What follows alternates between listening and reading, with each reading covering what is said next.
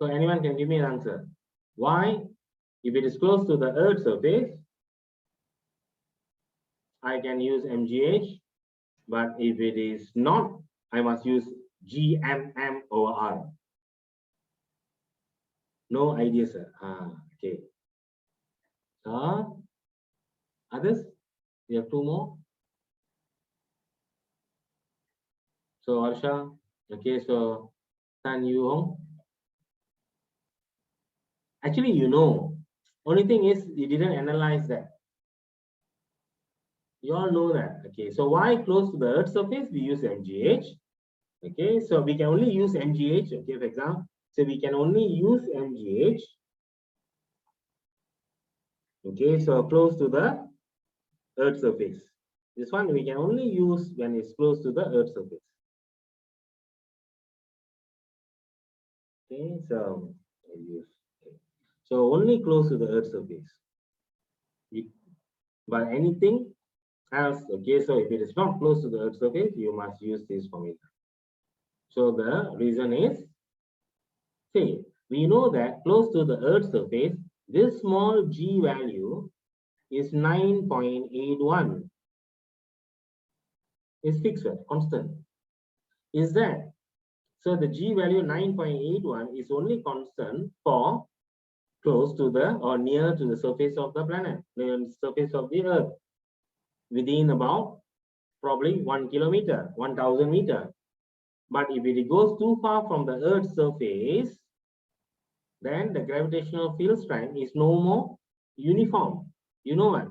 So if you remember the graph, okay, so that one you found in the other notes. Okay, so this is the additional. Okay, so fit it in.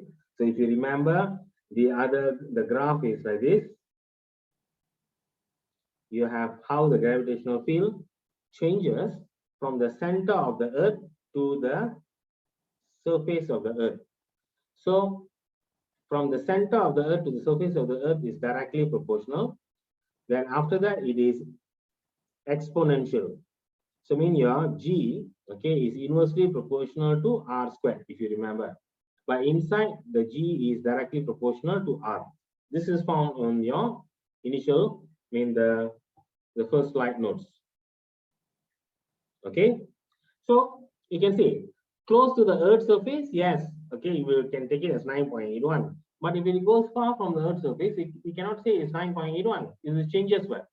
So this is related by the formula G equals to Gm over R squared. So depending on the distance from the center. So when you are referring to this formula, Gm over R squared, so we understand the mass of the Earth will not change.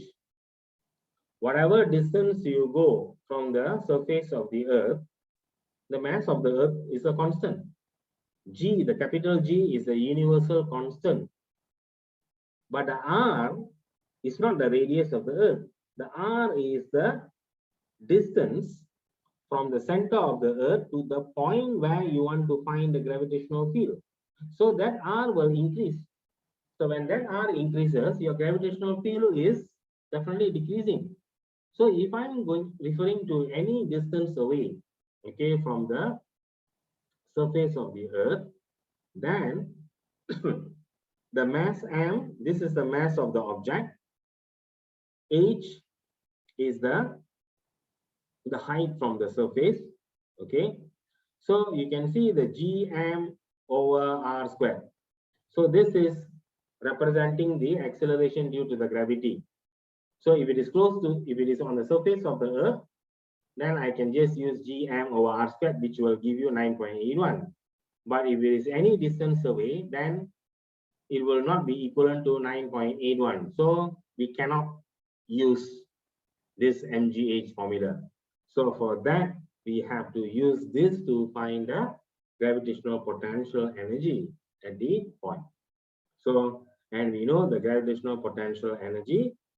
So it has to be, so from here, so gravitational potential is equivalent to the the differentiation of the potential. Okay, so this is mathematical. No need to worry for to do the what's that integration of it.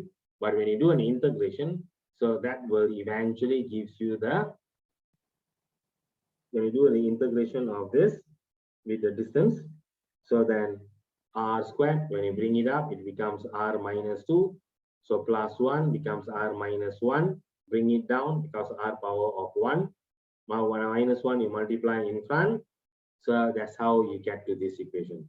But okay, so no need to worry about how to get the integration. So now you know.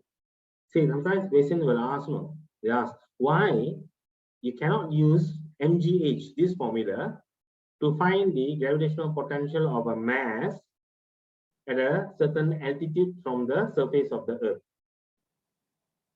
Altitude means measured from the surface of the Earth. Okay, when they say at a certain altitude. So altitude is measured from the surface of the Earth. They will not tell you measured from the Earth. You must understand at an altitude of 10,000 meters. So you must know it is 10,000 meters from the surface of the Earth. So if 10 kilometer, altitude of 10 kilometer. So then you must know it's 10 kilometer from the surface of the Earth. Is that clear, students? Okay, yeah? So you will find this word altitude. Okay, so in the equation. So you must understand altitude means it is the height from the surface of the Earth. Okay, and now you know the reason why we cannot use MGH, because at any distance away from the Earth's surface, your G is no more 9.81. It will change. So we need to use a more general formula here, which is the gravitational potential will change, or gravitational potential energy will change depending on the distance from the center of the Earth. So this can be any distance from the center of the Earth. Okay, not necessarily has to be close to the Earth's surface. Moving on. So then, okay, so you know, when you talk about gravitational potential, it is the work done per unit mass. So therefore, okay, so it is, I did mention yesterday, the relation between the gravitational potential and the gravitational potential energy is, your gravitational potential energy is the mass multiplied by the gravitational potential. U is equivalent to the mass times the gravitational potential. Therefore, when the gravitational potential energy divided by the mass will eventually give you the gravitational potential. And since we know this is G m over R equals to mv, so m and m, the mass of the object, can be cancelled. So then this will be, the capital M will be just based on the mass of the planet. So mean, for example, if I'm finding a gravitational potential of a mass from the Earth, then the capital M will be the mass of the Earth. R will be the, so if you say this is Earth, so you have the mass of the Earth.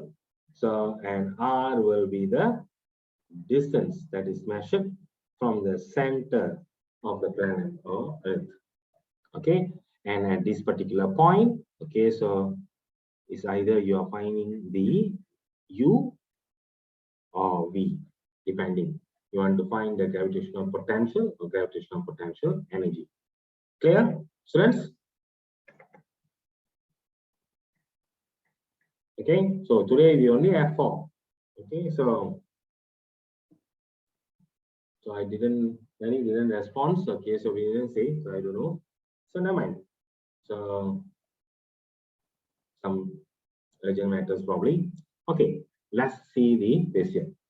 A simple question. So can you all try first? Calculate. So example 1. So calculate the gravitational potential at a height of 2.00 times 10 power 6 meter above the surface of the Earth. So try first. Practice. to use the formula and do calculation, because when you key in into the calculator, so that's actually takes up some time. When you do it, you will know. Can try, students.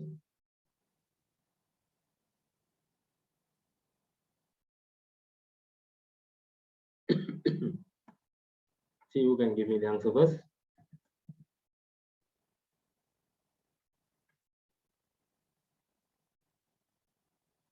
So once you're done, you can just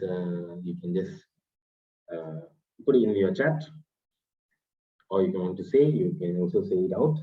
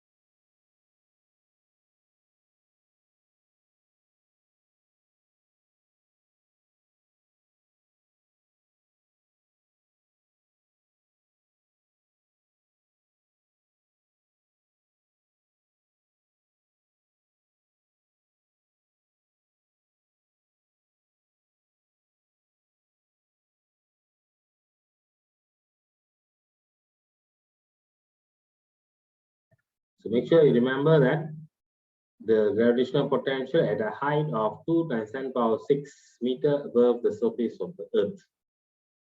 So you are provided with the information, the radius of the Earth, the gravitational field strength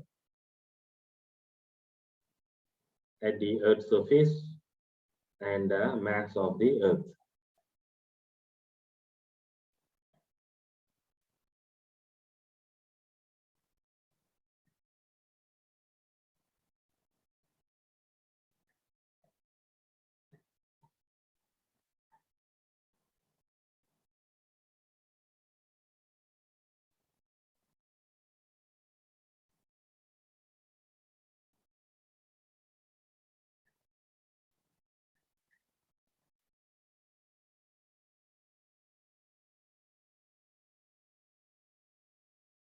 One 1.96 times 10 power of 7 joule per second. Any more answers?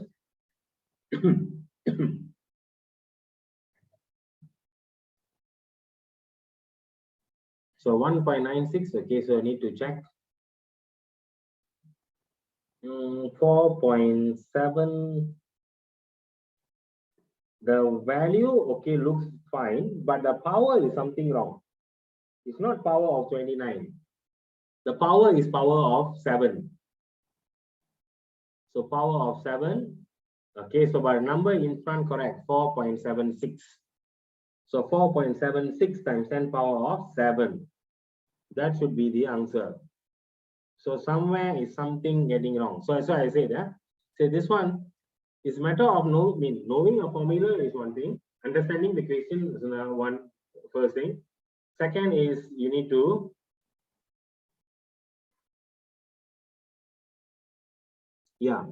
okay. So the gravitational potential, correct, and the gravitational potential energy, yes. Okay, 2.3738. Okay, power of 9. Yeah, fine. Okay. Yes, Tani Hong. Okay, so that is the answer. So I need to double check. Okay, so Roshan and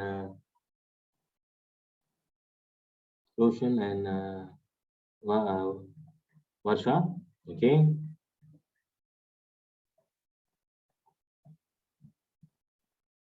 So this matter of calculation. So just put in the values.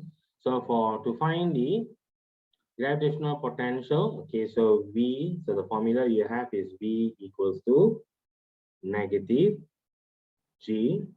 So the mass of the Earth divided by the R, which is the total distance from the center of the Earth to the particular point which is above the Earth. So therefore, this will be negative, your G value. Okay, so what is your G value? Okay, so it depends which one you want to use. So you can use 6.67 times 10 power of negative 11. Okay, so multiply by the mass of the Earth, 5.97 times 10 power of 24 divided by, okay, so distance. This is the tricky part. So you know the radius of the Earth is 6.37 times 10 power of 6. So 6.37 times 10 power of 6. If you look at this, this is 2.00 times 10 power of 6. So both also power of 6, power of 6. So I can just put this as plus 2.00, close bracket, the power of 6, I can factorize and bring it out. Then you solve. Work out and see. You should be able to get the answer as negative 4.76 times 10 power of 7 Newton per kg. So please do the calculation again and check. Okay, this is not okay. So we had to add. Yes, you need to add the distance because you must understand the R in the formula. So the R in the formula is not the radius of the Earth. It is the distance from the center of the Earth to the point. Okay, you must remember. So this R is the total distance from the center. Okay, so if this is, okay, so I can just draw it here. So if this is the point, so it is the total distance that is measured. So this should be your R. Okay, done. See, once you have actually got the answer for A, then the 10 power of 11. Oh, okay. So you missed out the minus 11. Okay, yeah. So it has to be minus 11. So not positive. Okay. So I was wondering something because you got the correct number, but the power was wrong. Okay, then for gravitational potential energy. Now you're talking about gravitational potential energy. Oops, sorry. Gravitational potential energy of an object of a mass 50 kg at a previous height. So meaning you're referring to the same height. But you already found what? The work to move a unit mass. So now if you are referring to 50, it is just gravitational potential energy is equivalent to the mass times the gravitational potential. That's it. So then you just multiply. Okay, so 50 you times by whatever the answer that you got in the part A. Okay, so negative 4.76 times 10 power of 7. So then you will get your answer as negative 2.39 times 10 power of 9. This will be joule. Okay, so this is, this can be also taken as either I can take as Newton per kg. Okay, so or I can put it as joule per kg. Okay, so in this case, that's how you work it out. Okay, so it just gives you experience of how working the problem. But this question is, just it looks simple, but the calculation can be a bit tedious. And especially when you're doing in the exam, the simple thing, the height can cause you make a mistake. So that's why I said just now, altitude. So when the question use the word of altitude, so you must understand altitude means this is the height measured from the surface of Earth, example, from the surface of the Earth. Okay, example. Fine. Okay, next. So we are moving on further. So finish off the gravitational potential. So next, going into to discuss about the satellite. So if you look into your syllabus, okay, so that's the next part. We'll talk about in 6.4 satellite motion in a circular orbit. So when you look at the satellite here, an example, Earth. Okay, so radius of the Earth is you use the symbol capital R, and the radius of the orbit of the satellite we use small r, where the small r is measured from the center to the orbit. So this is the orbit of the satellite. Okay, so and in this case, when a satellite is brought to a particular orbit, okay, any idea how satellite is being brought to the orbit? This is for your knowledge. How do we bring the satellite? So definitely all of you all know is rocket. Okay, but then how this rocket will be like launched, and how this rocket is going to place the satellite in the orbit. It is not that okay, rocket will be like launched straight from the surface of the Earth. Okay, so here I have a rocket. Okay,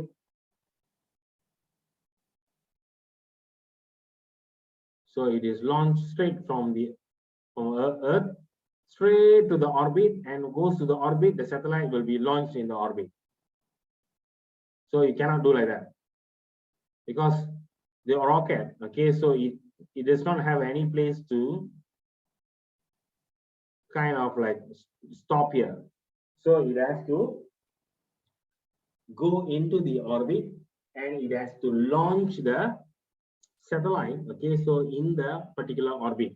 So in order to do that, okay, how it will be launched is the satellite, the rocket will be launched in the direction of the Earth rotation. It will go in the direction of the Earth rotation, okay, which is the counter of the clockwise or west to east. So the satellite, when it launched, if you have really seen the launching of the satellite, any of you have seen or watched the live of the satellite launching? So not satellite launching, sorry, rocket launching. You'll notice that initially the rocket will go straight up, but then eventually you'll notice it will go, it will kind of like turn. So it will turn, okay, so in a way, okay, what will happen is it will go in a circular. It will go in a circular, then eventually it comes into the orbit. So it goes in a circular first, then it comes into the orbit. Once it comes into the orbit, then everything is set. It will launch the satellite at a particular speed, because the satellite need to be placed in the orbit, and it has to be launched at a particular speed, depending on what is the mass of the satellite. You cannot, all this is maths involved, calculations. So they need to calculate all this, they have to plan all this. What is the mass of the satellite? Okay, so for that particular mass of the satellite, okay, what is the orbit distance? Okay, so from the center of the Earth or from the surface of the Earth. So all that has to be calculated in order to decide what is the speed. You can't simply go and place, because the satellite is going to be placed in that particular orbit, and it is going to move in this fixed orbit, so that it is like constantly is going to stay in this orbit. Otherwise, wrong calculation, what will happen? The satellite will fall on our head. Okay, so it's either the satellite will fall back to the Earth, or the satellite will be escape, okay, to the space. Say the internet, when you talk about the ISS, International Space Station, the International Space Station is about 300 kilometers away from the Earth's surface. Within that range, 300 kilometers plus minus. So there is like a fix. Sometimes they mean at certain time. Okay, recently I think about last month. Okay, so they said we can actually see the ISS, International Space Station, when the sky is clear. We can see the station light left. Okay, because it is still visible. The distance is 300 meters. Sorry, 300 kilometer. Okay, we can still see that. So it is still closer. The gravitational pull is strong enough to pull the satellite to fall on Earth. So the satellite need to be launched so that it is moving at a particular speed. So the ISS, International Space Station, is larger. Okay, all the countries, okay, they have their section of station. Okay, so shared in the ISS. So more. Okay, that is one type of satellite now. Okay, actually there is two type of satellite. So that's how the launching of the satellite will take place. Okay, so any questions so far? So once the satellite is being brought in, then you have to launch the satellite with a speed that has been decided to maintain it to move in that particular orbit. Okay, any questions, students? Praveen, can you follow now? Can you follow? You came in a bit late. Hi, Praveen.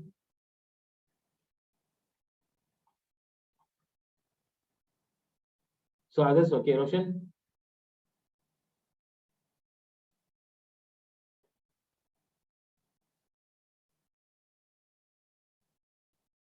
Okay. So moving on. So we understood about that. So here, what you are going to look into is what is the speed? Okay, just say if you want to calculate what is the speed, we need to ensure that the satellite stays in the orbit. So how do we calculate about that? So over here, when the satellite is in the particular orbit, we understand the satellite is moving is going to be launched at a particular speed. Therefore, it will experience what we call as the centripetal force. Okay, and then according to the understanding, the provider of the centripetal force here is actually the gravitational force of attraction. So there will be a gravitational force, okay, which is given by the formula Gmm over r squared. The capital M is referring to the mass of the Earth, the small m is referring to the mass of the satellite. Fine, which is equivalent to the centripetal force. So mass times the centripetal acceleration, mv squared over r. So the mass of the satellite, it is cancels off in the equation eventually. Okay, so and then you'll get the equation v squared equals to gm over r. Square you bring over, so v equals to square root of gm over r. Okay, so this part you need to understand. If so, gm is the universal constant multiplied by the mass of the Earth. See, if I'm referring to any object on a surface of the Earth, meaning is going to experience the weight mg, which is also the force of attraction. Okay, so explain under the gravitational force. Okay, so we know that on the surface of the Earth, the g is given by gm over r squared 1. So if I take this m, mass of the object, multiply by gm over r squared, so I will get the formula gmm over r squared. Okay, so in a way here we understand that mg is equivalent to gmm over r squared. Or sorry, I'm referring to capital R. You don't want to mix up because capital R is the radius of the Earth. Okay. So I can cut the mass here, and I will have a, if I multiply my r squared across, then I have g r squared equals to small g, 9.81 multiplied by the radius of the Earth square. It should be equivalent to the universal constant multiplied by the mass of the Earth. You can actually check.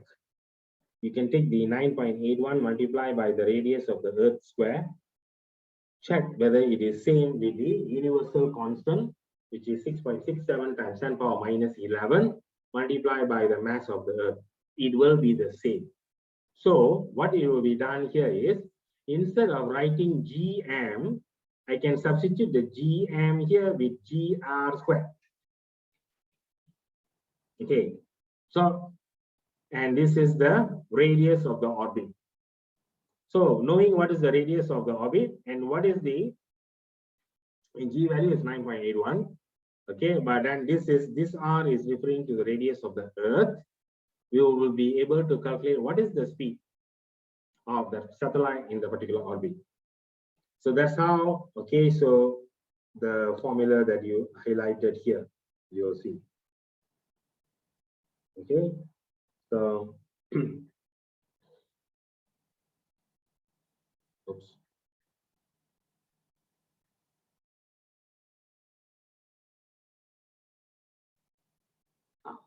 Okay, so the formula that is shown here, highlighted, you can actually see. Okay, so this is basically derived from what we have done just now. So eventually it can be gm over small r.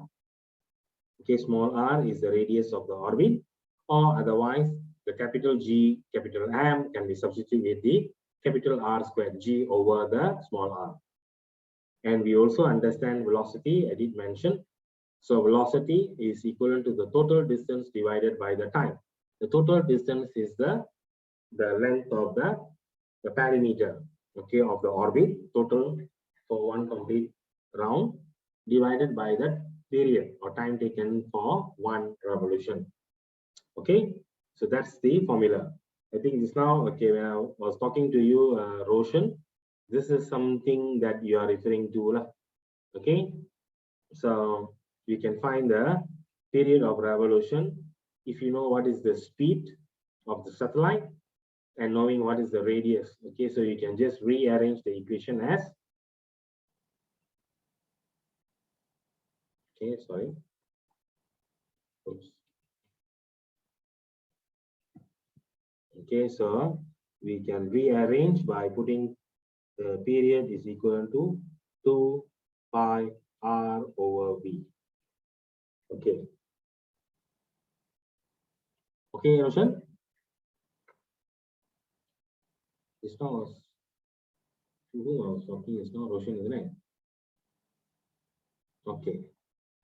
So move on. Next.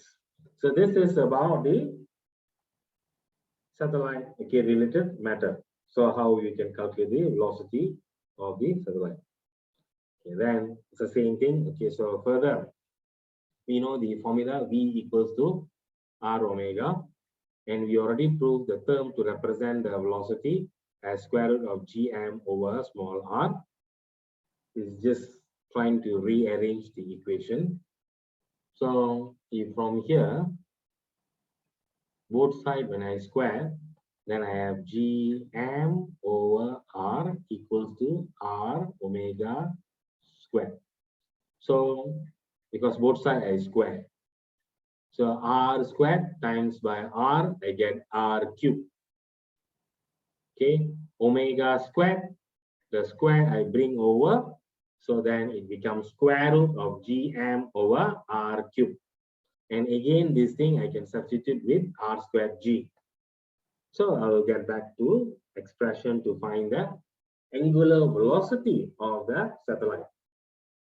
And again, okay, so I can further, we also understand that angular velocity can mean the angular velocity is defined as rate of change of angular displacement. So that can be 2 pi over the period, which is also, we have the formula 2 pi f we have discussed earlier. Okay, it's all are related to the satellite. Okay, so before we go to next is to discuss about the energy of the satellite. Before we go to further to discuss on the energy, So you must understand that when you talk about the satellites, generally there is two satellites, okay, that you will discuss, okay, in your syllabus, but one of it is the important one. Okay, so the satellite, when you talk about the satellite, okay, so the type of satellite, okay, so say type of the satellite. Okay, so you have one which is important for your syllabus, we call as the geostationary satellite, and the other one is the LEO, low Earth orbiting satellite, they call it. So short form, we call it as the LEO, low Earth orbiting satellite. Have you all heard about that? Geostationary satellite can be also called as geosynchronized satellite. Okay, geosynchronized, the word comes from geographically stationary. Why we call geographically stationary? The properties of the satellite. One, it takes 24 hours to complete one round around the Earth. So meaning we know Earth also takes 1 day, okay, to resolve around the axis, 24 hours. So 1 day, okay, for the Earth, 24 hours. For the geostationary satellite, it's the same, 24 hours. Meaning the satellite will always appear as stationary for the observer on Earth, because the person on Earth also is resolving 24 hours to make one round. So the satellite also takes 24 hours. So that's why we call that as a geostationary satellite. So knowing these 24 hours, if you want to find what is the angular velocity for the satellite, I can just use this formula. So omega equals to 2 pi over t, and the t is 24 hours. So when you say 24 hours, then we understand, okay, so you change it to second. So 24 hours. So in 24 hours got how many seconds? So then 24 times 60 times 60, because in 1 hour you got 60 minutes. In 1 minute you got 60 seconds. So 60 times 60 multiplied by 24. So that will give you the total time in seconds, okay, for 24 hours. So that will able to calculate the angular velocity in radian per second. Okay, so for example, omega equals to 2 pi over 24 times 60 times 60. You can calculate out, you can see what is the value. 1.9 something. I'm not sure. You can check. Calculate and see what is the value. So that is one of the property of a geostationary satellite. Second, this geostationary satellite, okay, it resolves in the direction of the Earth rotation, meaning it moves from west to east. That's the direction of the Earth rotation. And you will notice the geostationary satellite, the orbit of the geostationary satellite, if this is the Earth,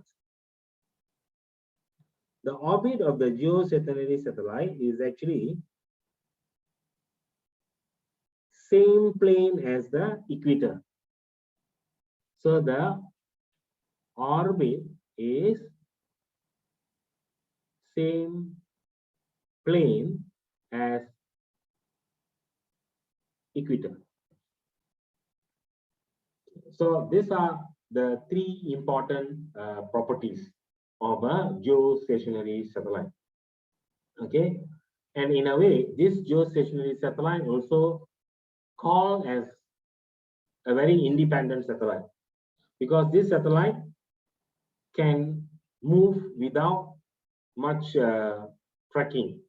So it is, you just have to place the satellite in a correct orbit. Another thing I forgot to mention, when you are referring to the orbit of the satellite, this specific orbit of the satellite, it's about 40,000 kilometers from the Earth. Okay, it is about 40,000 kilometers from the Earth. Okay, so that's very far from the surface of the Earth. Okay, so compared to the LEO satellite, this is the lower satellite. This is very far.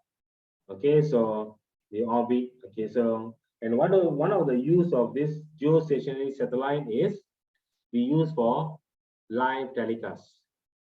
When you get live telecast of a football game, when you watch a football game, okay, so you watch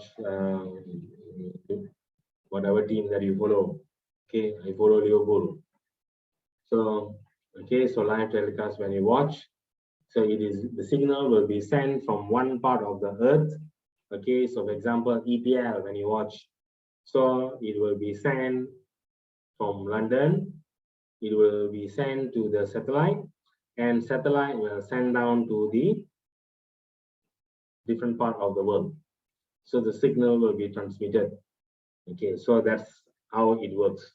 So the further the satellite, the further distance we can actually cover. But obviously, definitely, if you are looking at the distance where the signal is going to travel, so it's going to travel a huge distance. So because of the distance the signal is traveling, there will be a delay. So meaning, if you are watching a football game, you saw in Malaysia, you saw the goal scored, but actually the goal already scored few seconds ago. So there is a delay. Okay, so about 10 seconds. So 7 to 8 seconds, there is a delay. So by the time you celebrate here, people over there already celebrated the goal. So you must understand. Okay, there is a delay in the transmission. So that is more about the geostationary satellite. So geostationary satellite, okay, so the important property, it takes 24 hours to complete one full round. Okay, so it takes 24 hours to complete one full round. It rotates west to east, same plane as the equator of the Earth. So it's a very independent satellite. Any questions on the geostationary satellite, students?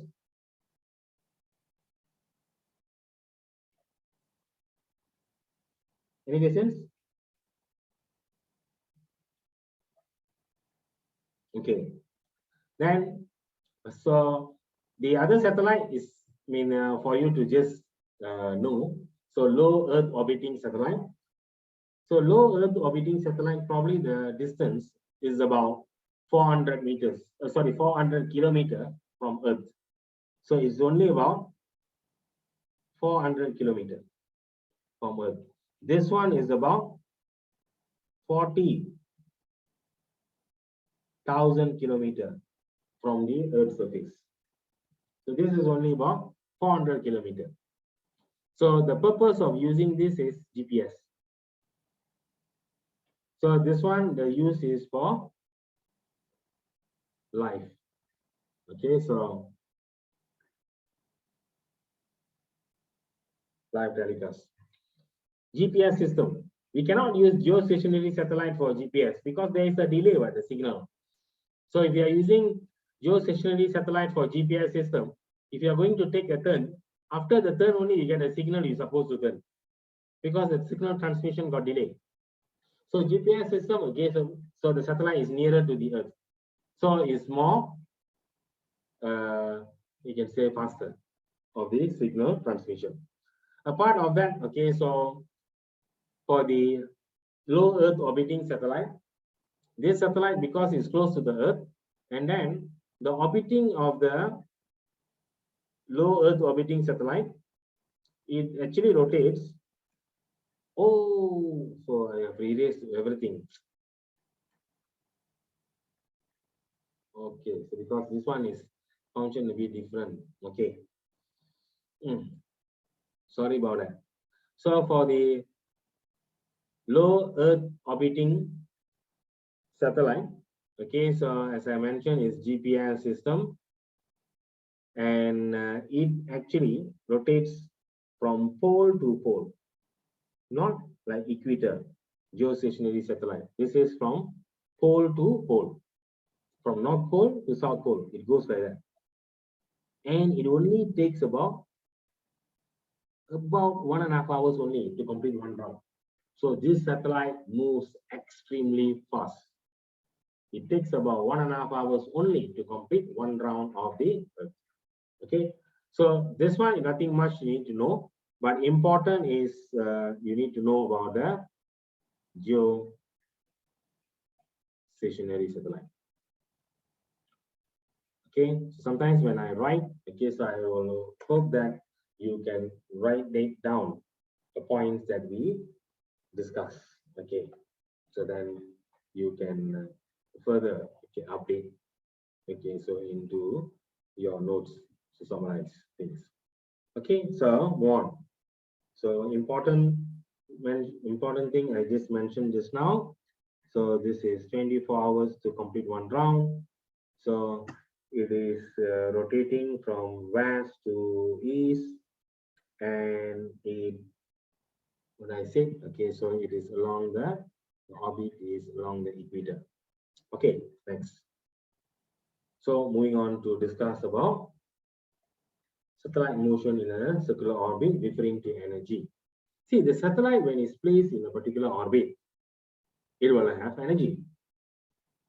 So without the energy, then how is going to move? An object is moving with a particular speed, it must have a form of kinetic energy. If the satellite is placed in a particular height above the surface of the Earth, there is a position, there is a height. So therefore, that will cause the satellite to have the potential energy.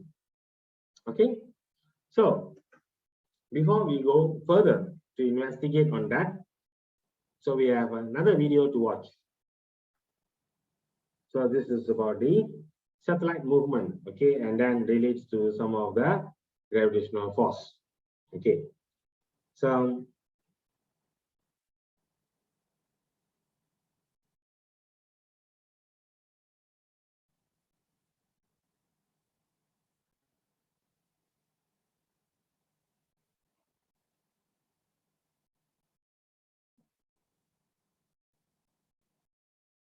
can you hear the sound?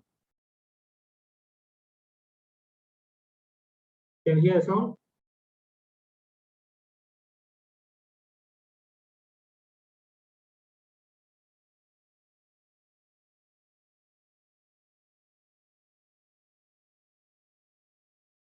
Can you hear the voice?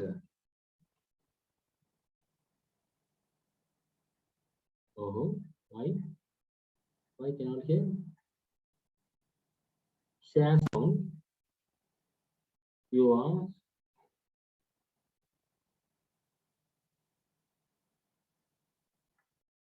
Geostationary orbit. Today, there are hundreds of such satellites orbiting the Earth, and SES Global's operating companies and partner companies around the world operate over 40 of them. They provide audiovisual entertainment and information, broadband data and telecommunications services to an area that is home to 95% of the world's population.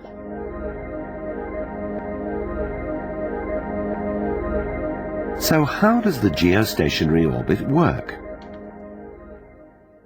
A body of any sort orbiting the Earth, one such as our Moon, for example, stays in permanent orbit when the gravitational forces attracting it to the planet are balanced by the centrifugal forces generated by its speed of travel around the Earth that tend to send it flying outwards. The speed at which a satellite needs to travel for these forces to be in balance depends on its distance from the planet. Near the Earth, where the gravitational attraction is greater, its speed would have to be very high, and anyone wanting to receive signals from the satellite might only be able to do so for a couple of minutes at a time. In the same orbit as our Moon, they'd be able to see the satellite for about 10 hours a day, but in either case, they would need a reception dish which constantly tracked the moving satellite across the sky. But at 36,000 kilometers above the equator, about 1/10 of the way to the Moon, and with a speed of 13,000 kilometers an hour, a satellite will stay in orbit at the same point or orbital position over the Earth as it rotates. And that means that viewers on the ground can pick up signals 24 hours a day, 365 days a year from a fixed reception dish. An orbital position is actually a box, about 150 kilometers each side, in which the satellites are parked. In addition to the major forces that keep the satellites in orbit, they're subject to other forces too. They're affected by the gravitational pull of the Moon and the planets, and by distortions in the Earth's gravitational field.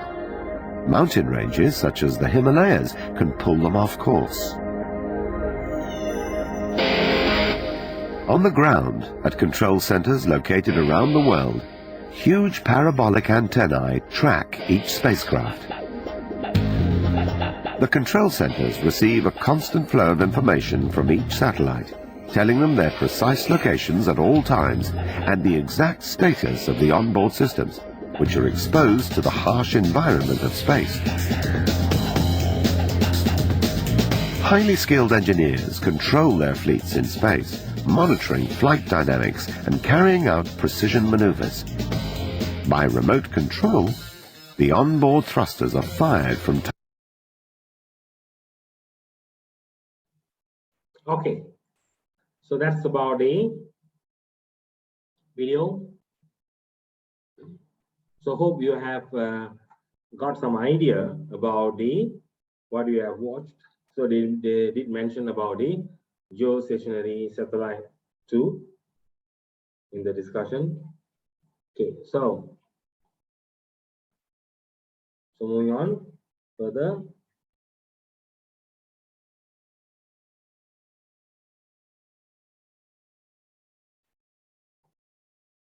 Okay, so come back. Any questions so far? Anything need to clarify from the video?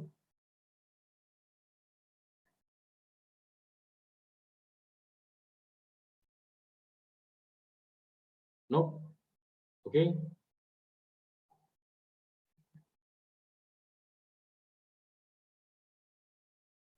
Fine. Continue with the discussion about energy. So I mentioned about energy. So when I talk about the satellite, which is placed in a particular orbit, it must have a total energy. The total energy which keeps the satellite to move and position in that particular orbit. So the total energy is contributed by in a form of kinetic energy and also in a form of potential energy, gravitational potential energy, because it is moving. So obviously there must be a kinetic energy.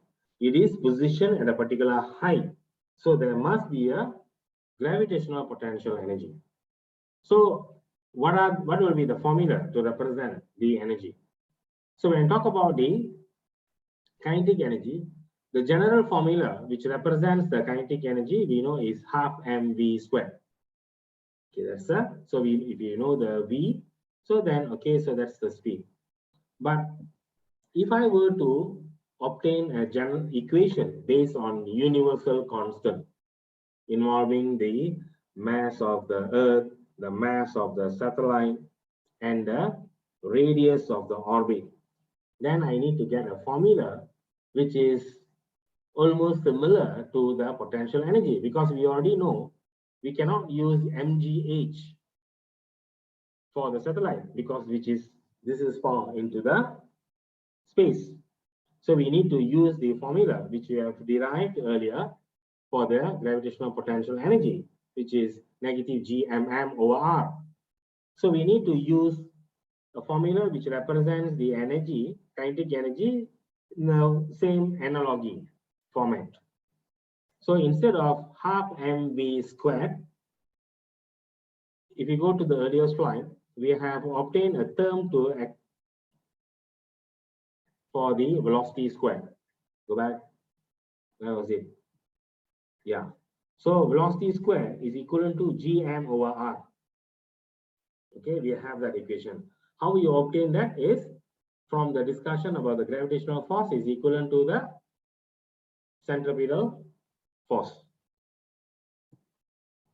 Okay, so therefore, so when you put that into the equation, so G, so half, you have half m, so that is the half m. So your Gm over R is actually the representing the velocity square. So when you put that into the equation, then you have Gmm over 2R. Okay, fine. Okay, and then potential energy. Okay, so U equals to negative Gmm over R. So this is already been proved. So therefore, this is the energy, total energy is the contribution of the kinetic energy and also the potential energy. So when I were to obtain the equation to represent the total energy, and just add them. So I have the kinetic energy and the potential energy. So 1 plus 2 will give me the total energy. So the kinetic energy, potential energy, for example, it is negative Gmm over R, plus the kinetic energy is Gmm over 2R. So we just add them. Okay, so total energy is equal to negative Gmm over 2R. Okay, so that will be, because this is negative in a way, this is like negative 1, this is plus half. So negative 1 plus half, because here is over 1, this is over 2. Okay, so I can just take this as 1 minus 1 plus half. So I will get minus half. So it's basically minus Gmm over 2R. Okay, so that will be representing the total formula for the total energy. Okay. So, any question? Students, anything to clarify here? So many new formulas has been introduced. Okay. So this is the formulas to represent the total energy of a satellite. Not necessarily has to be a satellite. It can be also referring to any moving object or mass which is in a particular orbit. So because if they are in a particular orbit, it's definitely going to move. So it will have a kinetic energy. It is in a particular orbit. There is a place. So there will be a potential energy. So these two will contribute to the total energy of that particular mass. Okay. Now, so if you check in the other notes which I shared, you will find there is actually a graph which shows how the energy variation. So just to sketch it, show you here. So you just say, oops. If I were to sketch how the energy in joule varies with the distance. From all the energy, kinetic energy, potential energy, and the total energy, only kinetic energy is positive. But between kinetic energy and total energy, You can see their formula is the same, Gmm over 2R, Gmm over 2R for the kinetic energy and the potential energy. Sorry, the total energy. So for kinetic energy and the total energy, they have the same formula, but kinetic energy is positive, potential energy, total energy is negative. So if I were to sketch kinetic energy, say, because we must understand is exponential, is exponentially will decrease. This one also exponentially will decrease. Because they have the same formula, so they will have the same exponential, and it looks mirror image, but one will be on a positive, the other one is a negative. So I will have, this is the kinetic energy, and this one will be the total energy. Then where the potential energy will go? Can anyone tell me where the potential energy will go? Obviously, we know potential energy as negative, it has to be below. But below, is that will be below the curve of total energy or above the curve of total energy?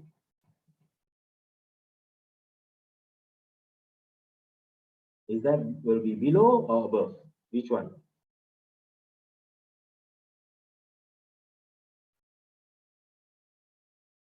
Above the curve. Come on.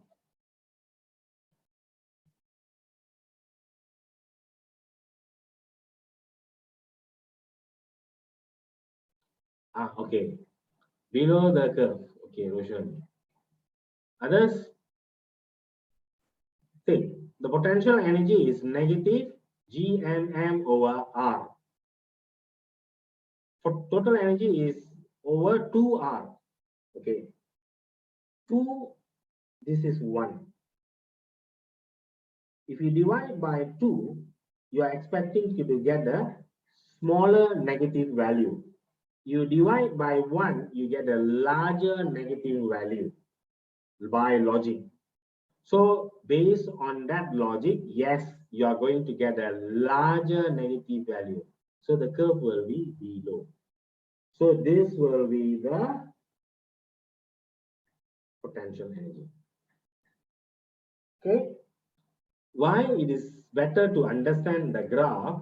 Because examination can ask you to make an explanation of how the energy changes if the satellite is moved from one orbit to another orbit. For example, if the satellite is moved to a nearer orbit, what will happen to the energy? If it is moved to the further orbit, what will happen to the energies? So they can ask you to explain on that. So explain, okay, for example, so just say if you're looking at this particular height, mean the distance of R. Okay, so I put R here. This is your R. Or I use a different color. Okay, take black. So at this particular point, this is my R. So if the satellite is here, now if the satellite is going to be moved nearer, so how the changes in energy will take place? So if you don't have the graph, if you're going to base on the equation to explain, imagine the graph is not there. Okay. The graph is not there. So if you're going to explain based on the equation, it's difficult for you to analyze. But if you have the graph, you understand the graph, is easier. So if the satellite is brought nearer, what will happen to the changes in the energy? So when it moves nearer, you notice the kinetic energy is increasing. So meaning the satellite is going to move faster. Just now you watched the video. The video they said when the satellite is moving nearer to the Earth, it will move faster. Yes, it's going to move faster. It has a greater kinetic energy. But the height is decreasing. So there will be a decrease in the potential energy, because potential energy becomes more negative. This goes back to your point you discussed about the gravitational potential or gravitational potential energy. We know gravitational potential at infinity is 0. If I go to infinity mean it will be 0. Nearer point is negative. So if I go nearer, the potential becomes more negative. Okay, but the kinetic energy increases, so the satellite moves faster. But overall, when you look at the total energy, okay, this red one is indicates the total energy. So the total energy will decrease. Okay, why? Kinetic energy increase. The gravitational potential energy decrease. So the total energy also decrease. Okay, so because the decrease in the gravitational potential energy is actually more than the increase in kinetic energy. So the increase in the kinetic energy is 10 joule. The decrease in the gravitational potential energy is minus 12 joule. So minus 12 plus 10, you get minus 2. So you still have, overall, there is a decrease in total energy. Okay? So that is explanation. So that is when it's moving nearer. If the satellite is moving further, what will happen? Just check. So the kinetic energy is going away from the Earth. So the kinetic energy decreases. So the speed will decrease. But the distance increasing. So that means the potential energy is increasing. And increase in potential energy is greater than the decrease in increase in increase in the potential energy is lesser than, sorry about that. Okay, so the increase in the potential energy is greater than the decrease in the kinetic energy. So if kinetic energy decreased by 5 joule, but the potential energy increased by 8 joule. So overall, there is an increase by 3. So overall total energy is increasing. So that's how the explanation comes. Can you all follow? Is that too much to take? Too much on your plate? So this is the critical thinking, okay, that may involve, they can ask you to explain. A bit difficult. Okay, so that's why it will be even more difficult if you are just going to base on a graph. Based on the equation. If you are going to base on the equation, it's going to be even more difficult. So if you are able to recall this graph, easier. Is best is when I say you write it down.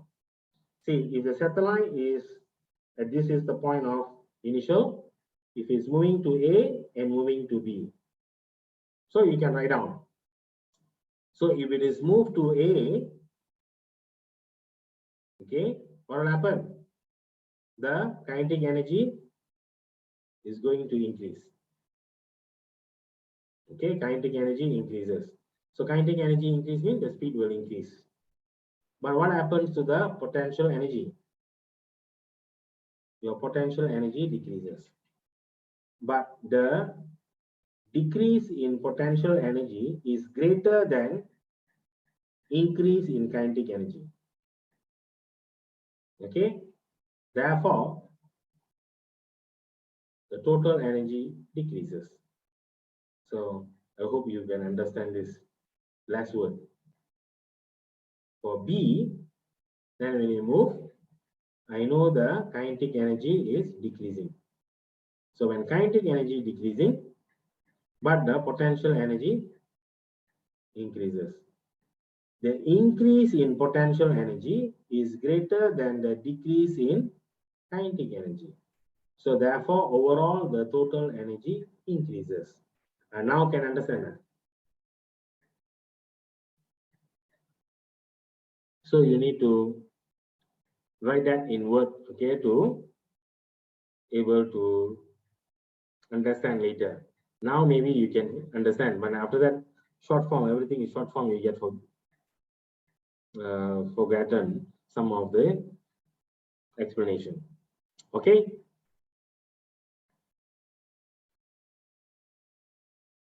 Okay, Tan Yu Hong. You able to follow, Kaniyong?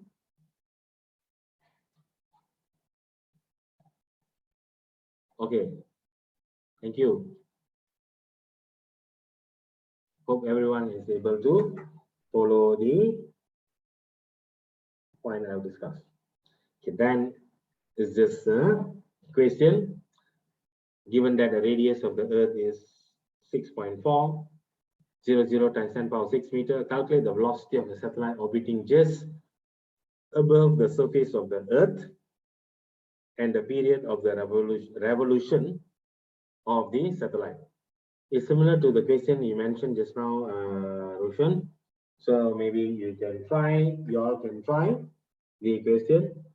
So I'm not, not mistaken. Okay, so for A, I'll give you the answer. You all can calculate later. So you're expecting the answer for A should be 7.924 times 10 power of 3 meter per second. Okay, and then the period is either, depends whether you want to give it in minutes or second. If you are giving in minutes, then it's 84.58 minutes, or then you convert to a second, nice number, 5075 seconds. Okay, so take note. Okay, so I down. So this is just summarizes the idea. Sorry, not summarizing. So this goes to discuss about the escape velocity. Okay, what we were to talk about the escape velocity. So this is the last part that you find in the syllabus. So what is escape velocity? For example, if you want to fly, okay, so like Superman, so you want to fly to escape from the Earth gravitational field, what will be the speed you need to fly? Okay, so that is the escape velocity is about. Okay, so can you all take it, or otherwise I shall continue this in the next class? Is that too much for you all?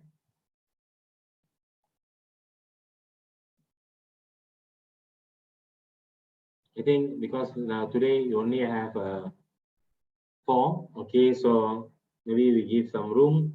Okay, so to complete this in the next class, what do you all think, students? Is that fine? Okay, yeah, because I think too many formulas ready so far. So because if not, I will be just need to, I just will be like, want to finish talking about this. Okay, so I will it will be very, you can say, flat. Okay, so if you do it in another section, so I can relate to more example, okay, and make it more fun of discussion. So fine, students. So thank you for attending. Praveen, Roshan, Ketan, Yu Hong, and Varsha. So I hope you have got the some better understanding of what we have looked into the scope, the 6.4 and 6.5. Okay, so we will continue the 6. Sorry, 6.1 is, well, escape velocity is supposed to be 6.5. Sorry, so the 6.5 we will continue in the next class. So okay, so fine. If you have anything you can say. So otherwise we will end the section here. Thank you, students.